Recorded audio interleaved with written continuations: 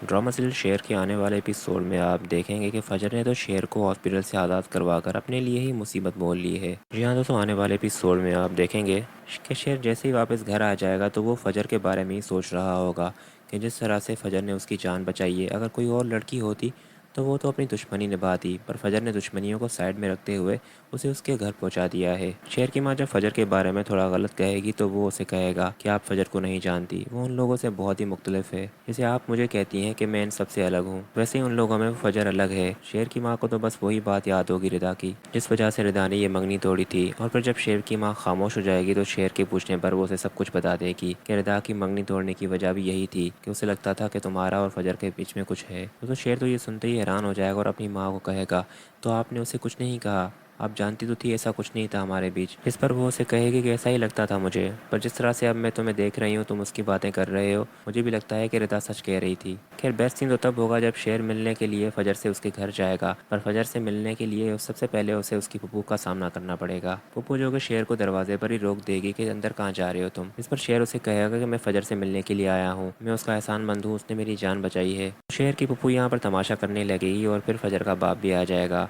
और सबके सामने ये बात वाज़ेह हो जाएगी कि फजर ने ही शेर की जान बचाई है और वो फजर ही थी जिसने हॉस्पिटल से शेर को भगाया था। फजर का बाप तो यहाँ पर उसे कहेगा कि चले जाओ यहाँ से, इससे पहले कि अपने हाथों से ना मैं तुम्हें मार दूँ। जिस बेटी को मैंने तुम्हें मारने के लिए कहा था उसी ने ही तुम्हारी जान बचाई है। ऐसी नाफरमान औलाद से बेहतर है कि उसे घर से ही निकाल दिया जाए। और फिर जब फजर को घर से निकाला जा रहा होगा तो शेर उसका साइड लेते हुए कहेगा कि इसे अब कोई हाथ नहीं लगाएगा। फजर उसे काफ़ी कहने की करेगी कि शेर तुम यहाँ से चले जाओ, तुम इन लोगों को नहीं जानते। और फिर पप्पू की तरफ भी इशारा करते हुए कहेगी कि इन लोगों को तो सिर्फ अपनी दुश्मनियाँ ही प्यारी है। पर शेर जाते जाते हुए फजर के बाप को यह कहकर जाएगा कि फजर को कुछ भी नहीं होना चाहिए, अभी अकेली नहीं है, इसके साथ मैं हूँ। उसके बाद नेक्स्ट सीन में आप देखेंगे कि